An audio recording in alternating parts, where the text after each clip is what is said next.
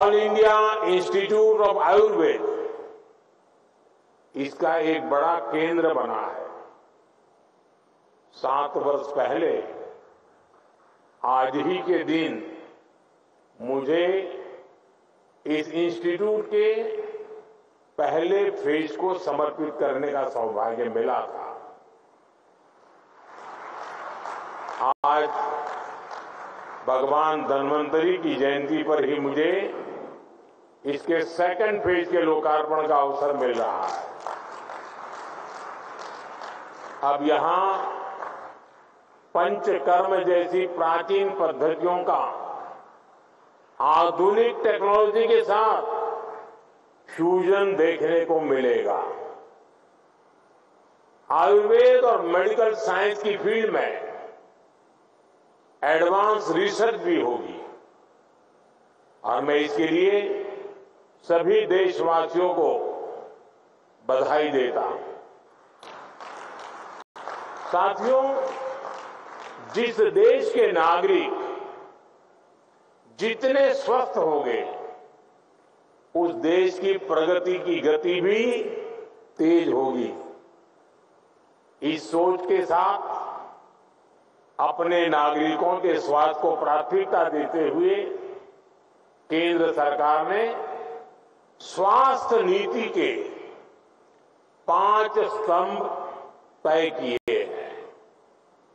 पहला, preventive health care यानी बीमारी होने से पहले का बचाव। दूसरा, समय पर बीमारी की जांच। तीसरा, मुफ्त और सस्ता इलाज, सस्ती दवाएं। चौथा, छोटे शहरों में अच्छा इलाज, डॉक्टरों की कमी दूर करना। और पांचवा, स्वास्थ्य सेवा में टेक्नोलॉजी का विस्तार। भारत अब हेल्थ सेक्टर को होलिस्टिक हेल्थ केयर की नजर से देखता है। आज इस कार्यक्रम में इन 5 स्तंभों की मजबूत झलक दिखाई देती है।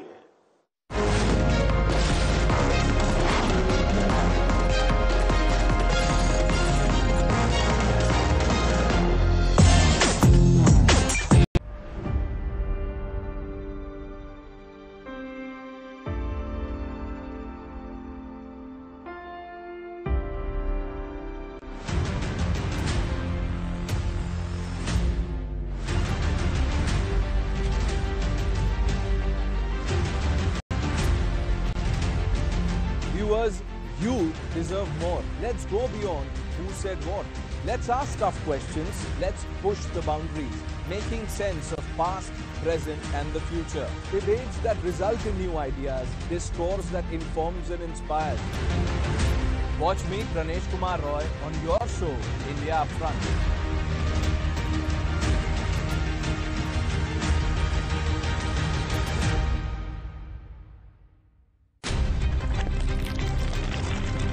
For over 30 years, my journalism has been relentless, fearless, and uncompromised. My stories have breached lofty ivory towers and brought down the high and mighty. And I won't stop. When the clock strikes 9, it is time for the news hour. Navika Kumar asks the legitimate question. When your rights are trampled, I will be your voice, demanding answers from the corridors of power. News Hour at 9 with Navika Kumar. Journalism is a mission, not just to seek accountability or a fight for justice, but for honesty and integrity. Voicing citizens' concerns and using the truth to demand answers, ensuring that you come first on agenda. Watch News Hour Agenda with me, Madhav Das Gopalakrishnan, weeknights at 10 o'clock only on Times Now. She asks tough questions like no other journalist. क्या electoral bonds BJP के लिए कहीं ना कहीं supreme court का order आपको uncomfortable नहीं कर, जिन पर आप खुद आरोप लगाते, वो आपकी पार्टी में आते हैं, तो आपको नहीं लगता कि ये हिपोक्रिटिकल है? She takes on the masters of Indian politics like no one else can. विपक्ष का ये भी कहना है कि डिक्टेटरशिप सी चल रही है। आदित्य ठाकरे ये भी कहते हैं कि आप गए थे उद्धव ठाकरे जी के पास और आप रोए थे कि आपके गोडाउन में पैसे मिले हैं, तो या तो बीजेपी ज्वाइन करो या जेल जाओ। Because she speaks for you the way no one else can.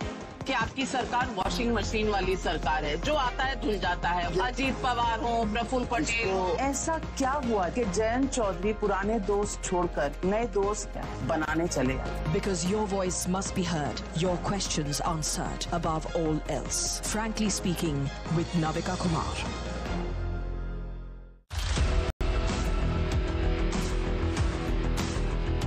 There's always that story that the nation wants to know. There are always questions that we want answers to. They can run, they can dodge, they can even ignore us.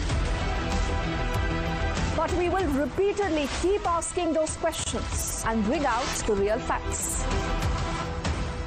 Because the nation will always want to know. Weekdays at 7 p.m.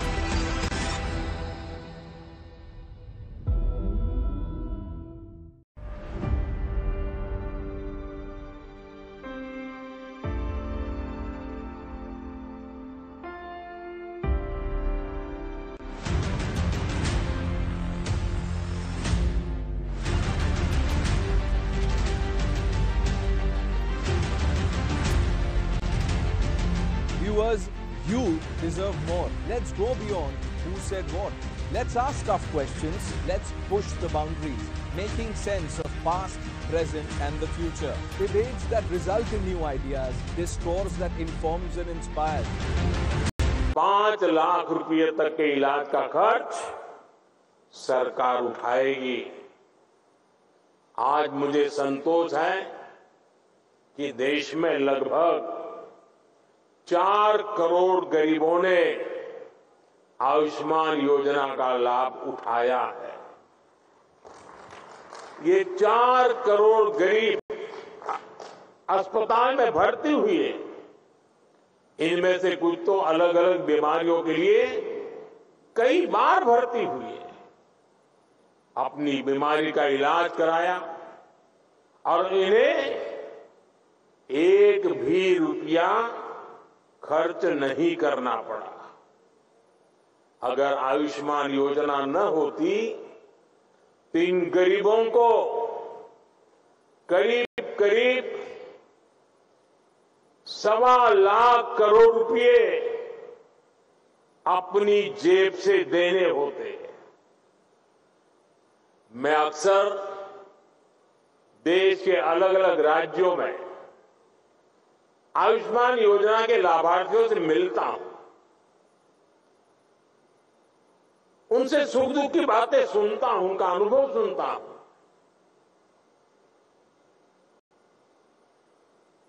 और बात करते हुए उनकी आंखों में से जो खुशी के आंसू छलकते हैं, वो आयुष्मान योजना से जुड़े हर व्यक्ति के लिए, हर डॉक्टर के लिए, हर पैरामेडिकल स्टाफ के लिए किसी आशीर्वाद से कम नहीं होते। इससे बड़ा आशीर्वाद नहीं हो सकता। आप विश्वास करिए, लोगों को ऐसे संकट से उबारने वाली योजना पहले कभी नहीं बनी।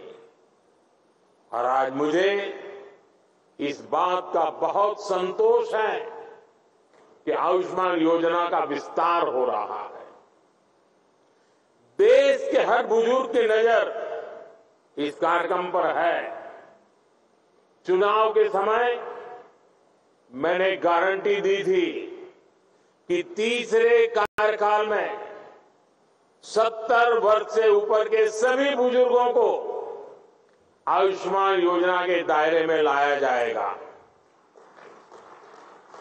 आज धन्वंतरी जयंती पर ये गारंटी पूरी हो रही है। अब 70 वर्ष से अधिक उम्र के देश के हर बुजुर्ग को अस्पताल में मुफ्त इलाज मिलेगा। ऐसे बुजुर्गों को आयुष्मान वय वंदना कार्ड दिया जाएगा। सरकार का प्रयास है कि देश के हर बुजुर्ग जिनकी आयु 70 वर्ष के ऊपर है, उनको जल्द से जल्द आयुष्मान वय वंदना कार्ड मिले। और ये ऐसी योजना है जिसमें आय की कोई पाबंदी नहीं। गरीब हो, मध्यम वर्ग का परिवार हो, उच्च वर्ग का परिवार हो, हर कोई इसका लाभार्थी बन सकता है। जो इस योजना का लाभ लेना चाहता है, इस देश का नागरिक, वो इसका लाभ अगर 70 साल से ज्यादा उम्र है ले सकता है। हर बुजुर्ग चिंता से मुक्त हो, वो स्वस्थ जीवन जिए, स्वाभिमान के साथ जीवन जिए। ये योजना इसके लिए मील का पत्थर साबित होगी। घर के बुजुर्ग के पास आयुष्मान वय वंदना कार्ड होगा तो परिवार के खर्चे भी कम होंगे, उनकी चिंता भी कम होगी।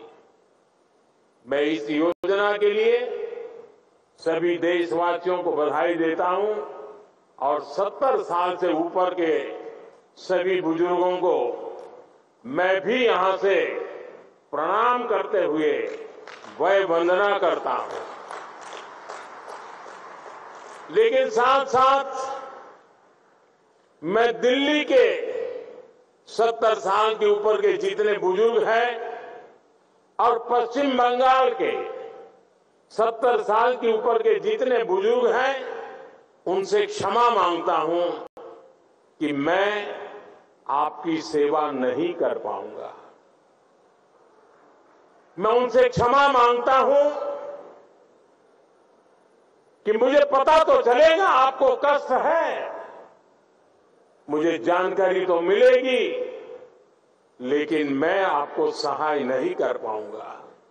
और कारण, दिल्ली में जो सरकार है और पश्चिम बंगाल में जो सरकार है, वो इस आयुष्मान योजना से जुड़ नहीं रही है। अपने राजनीतिक स्वार्थ के लिए अपने ही राज्य के बीमार लोगों के साथ जुल्म करने की वृत्ति, ये प्रवृत्ति मानवता की दृष्टि से किसी भी तराजू पर खरी नहीं उतरती। और इसलिए मैं पश्चिम बंगाल के बुजुर्गों की माफी मांगता हूं, मैं दिल्ली के बुजुर्गों की माफी मांगता हूं। देशवासियों की तो सेवा कर पा रहा हूं, लेकिन राजनीतिक स्वार्थ की वृत्ति की दीवारें मुझे दिल्ली के बुजुर्गों की सेवा करने से रोक रही है, पश्चिम बंगाल के बुजुर्गों की सेवा करने से रोक रही है।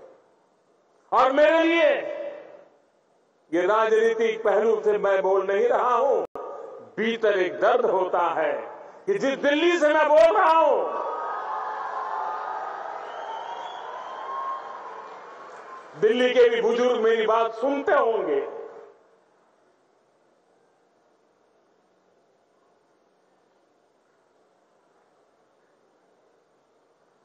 मेरे दिल में कितना दर्द होता होगा।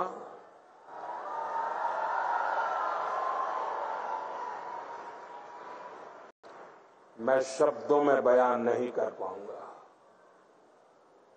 साथियों, गरीब हो, मध्यम वर्ग हो, सभी के लिए इलाज का खर्च कम से कम हो, ये हमारी सरकार की प्राथमिकता रही है।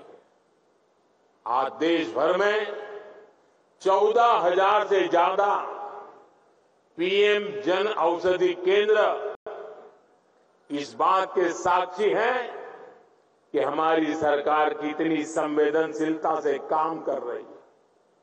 जन औषधि केंद्रों पर 80% डिस्काउंट पर दवाइयां मिलती है।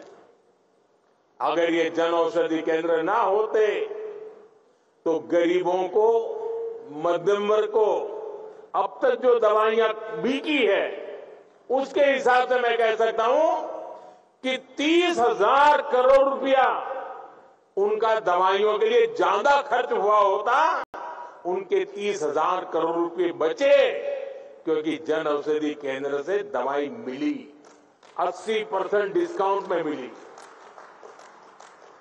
आप जानते हैं हमने स्टेंट और नी इम्प्लांट में जैसे उपकरणों को सस्ता किया है।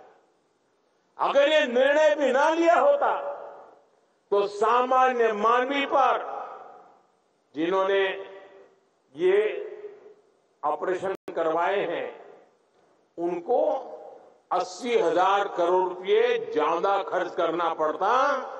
ये हमारे प्रयासों का परिणाम है कि उनके 80,000 करोड़ रुपए बचे हैं। मुफ्त डायलिसिस की योजना से भी लाखों मरीजों का हजारों करोड़ रुपए का खर्च बचा है। हमारी सरकार जानलेवा बीमारियों से रोकथाम के लिए मिशन इंद्रधनुष अभियान चला रही है। इससे न सिर्फ गर्भवती महिलाओं की जिंदगी बच रही है, नवजात शिशुओं का जीवन बच रहा है, बल्कि वो गंभीर बीमारियों की चपेट में आने से भी बच रहे हैं। मैं अपने देश के गरीब और मध्यम वर्ग को महंगे इलाज के बोझ से बाहर निकालकर ही रहूंगा और देश आज इसी दिशा में आगे बढ़ रहा है। साथियों, आप जानते हैं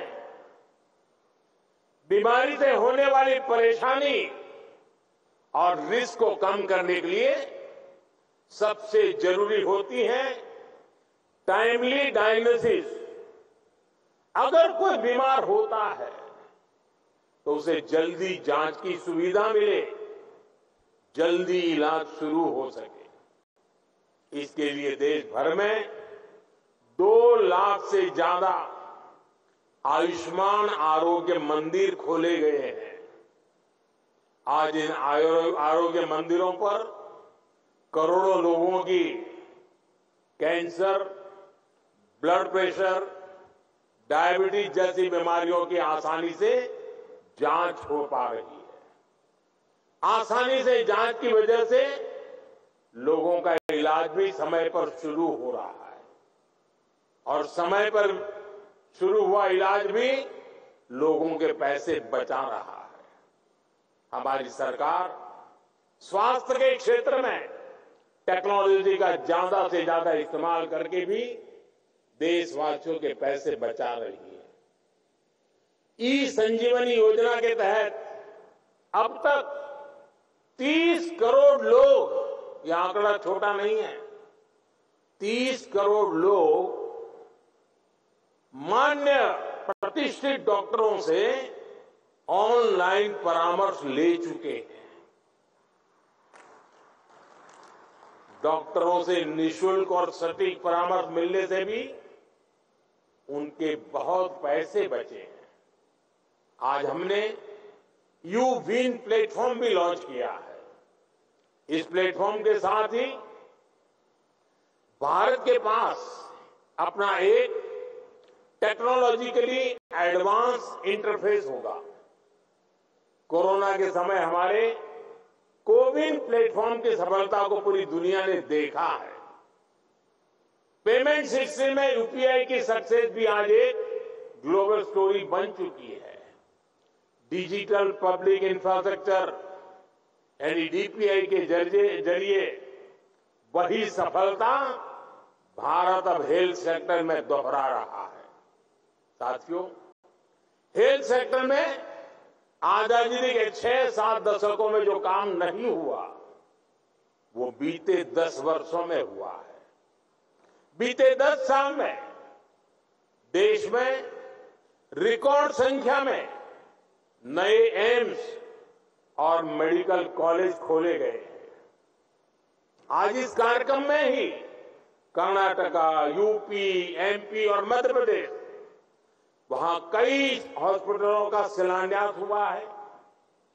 कर्नाटका के नरसापुर और बोम्मा सांद्रा में, मध्य प्रदेश के पीथमपुर, आंध्र प्रदेश के अचितापुरम और हरियाणा के फरीदाबाद में नए मेडिकल कॉलेजों का शिलान्यास हुआ है। यूपी के मेरठ में नए ईएसआईसी हॉस्पिटल का काम शुरू हुआ है।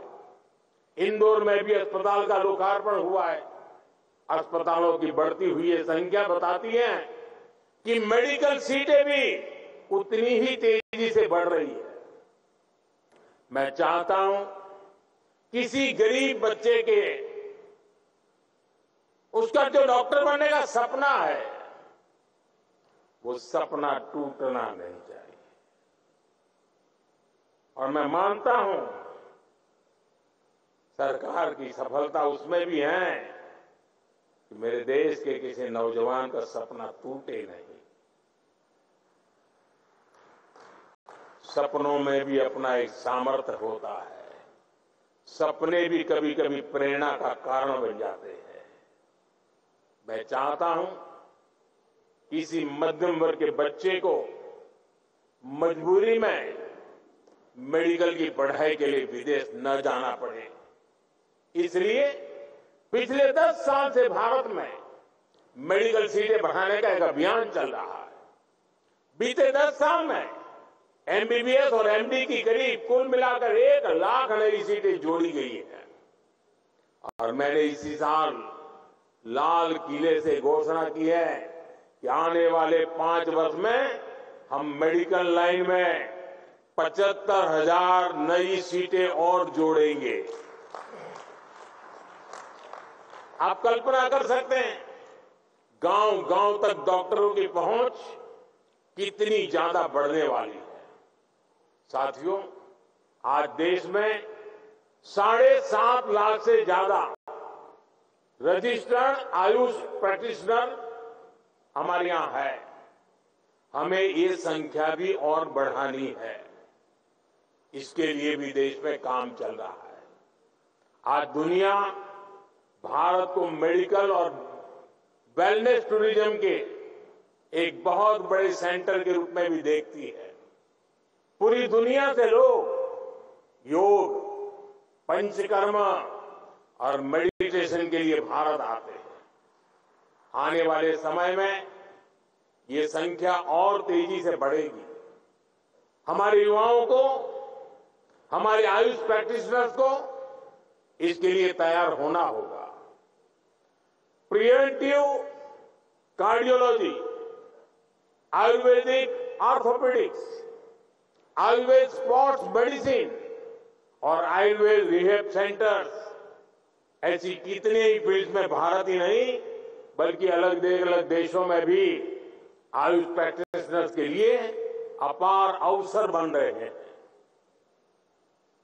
हमारे युवा इन अवसरों के जरिए न केवल खुद आगे बढ़ेंगे बल्कि मानवता की बहुत बड़ी सेवा भी करेंगे। साथियों, 21वीं सदी में विज्ञान ने मेडिसिन की फील्ड में अभूतपूर्व प्रगति की है। जिन बीमारियों को पहले असाध्य माना जाता था, आज उनके इलाज मौजूद है। दुनिया ट्रीटमेंट के साथ ही वेलनेस को महत्व दे रही है। और वेलनेस की बात होती है, जब आरोग्यता की बात होती है, तो इसमें भारत के पास हजारों वर्ष पुराना अनुभव है। आज समय है हम अपने इस प्राचीन ज्ञान को मॉडर्न साइंस के नजरिए से भी प्रमाणित करें। इसलिए मैं लगातार एविडेंस बेस्ड आयुर्वेद की बात कर रहा हूं। आयुर्वेद में पर्सनलाइज्ड ट्रीटमेंट प्रोटोकॉल्स का इतना गंभीर ज्ञान है, लेकिन आधुनिक विज्ञान के नजरिए से इस दिशा में पहले ठोस कंक्लूसिव वर्क नहीं हुई। मुझे खुशी है कि आज इस दिशा में देश एक अहम अभियान लॉन्च कर रहा है। ये अभियान है प्रकृति परीक्षण अभियान। ये प्रकृति परीक्षण अभियान, क्योंकि हम देखते हैं कोई पेशेंट होगा, आयुर्वेद के कारण अच्छा हो गया, परिणाम दिखता है, प्रमाण अवेलेबल नहीं होता है। हमें परिणाम भी चाहिए, प्रमाण भी चाहिए, ताकि हमें दुनिया को दिखाना है कि हमारे पास विश्व के आरोग्य की जड़ी बूटी पड़ी हुई है। इस अभियान के तहत आयुर्वेद के सिद्धांतों पर हम हर व्यक्ति के लिए आइडियल लाइफस्टाइल डिजाइन कर सकते हैं। हम बीमारियों के आक्रमण से पहले ही उन लोगों के लिए रिस्क एनालिसिस कर सकते हैं। मैं मानता हूं इस दिशा में सकारात्मक प्रगति हमारे हेल्थ सेक्टर को पूरी तरह से रीडिफाइन कर सकती है। हम पूरी दुनिया को हेल्थ केयर का नया पर्सपेक्टिव दे सकते हैं। साथियों, आधुनिक मेडिकल साइंस की सफलता का एक और बड़ा कारण है हर प्रिंसिपल का लैब वैलिडेशन। हमारे ट्रेडिशनल हेल्थ केयर सिस्टम को भी इस कसौटी पर खरा उतरना है। आप देखिए, अश्वगंधा, हल्दी, काली मिर्च, ऐसी कितनी हर्ब्स हम पीढ़ी दर पीढ़ी अलग अलग उपचारों के लिए इस्तेमाल करते आए। अब हाई इंपैक्ट स्टडीज में उनकी उपयोगिता साबित हो रही है। इसलिए आज दुनिया में अश्वगंधा जैसी औषधियों की मांग तेजी से बढ़ी है। इस दशक के अंत तक अश्वगंधा एक्सट्रैक्ट की मार्केट करीब $2.5 बिलियन तक पहुंचने का अनुमान है। आप कल्पना कर सकते हैं, लैब वैलिडेशन के जरिए हम इन हब्स का वैल्यूएशन कितना बढ़ा सकते हैं, हम कितना बड़ा मार्केट खड़ा कर सकते हैं। इसलिए साथियों, आयुष की सफलता का प्रभाव केवल हेल्थ सेक्टर तक सीमित नहीं है, इसे एक और भारत में नए अवसर बन रहे हैं। दूसरी ओर ग्लोबल वेलबीइंग के प्रयासों को भी बल मिल रहा है। हमारे प्रयासों से 10 साल के भीतर आयुष देश के फास्टेस्ट ग्रोइंग सेक्टर में शामिल हो गया है। 2014 में आयुष से जुड़ा मैन्युफैक्चरिंग सेक्टर $3 बिलियन था, $3 बिलियन। आज वो बढ़कर लगभग $24 बिलियन हो गया है। यानी 10 साल में 8 गुना ग्रोथ। इसलिए आज देश का युवा नए नए आयुष स्टार्टअप्स लॉन्च कर रहा है। ट्रेडिशनल प्रोडक्ट्स, टेक्नोलॉजी ड्रिवन नए प्रोडक्ट्स, नई सर्विसेज, इन सबसे जुड़े 900 से ज्यादा आयुष स्टार्टअप आज देश में काम कर रहे हैं। आज भारत अब 150 देशों में कई $1 बिलियन के आयुष प्रोडक्ट एक्सपोर्ट कर रहा है।